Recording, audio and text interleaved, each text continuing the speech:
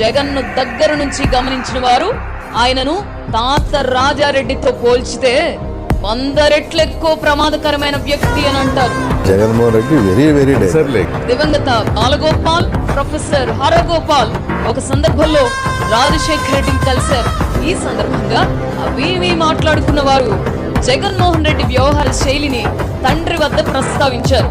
జగన్ ఇతరులను బెదిరించడం, మాట వినకపోతే దౌర్జన్యం చేస్తూ ఉంటారట కదా అని ఆ ఇరువురు ప్రశ్నించారు.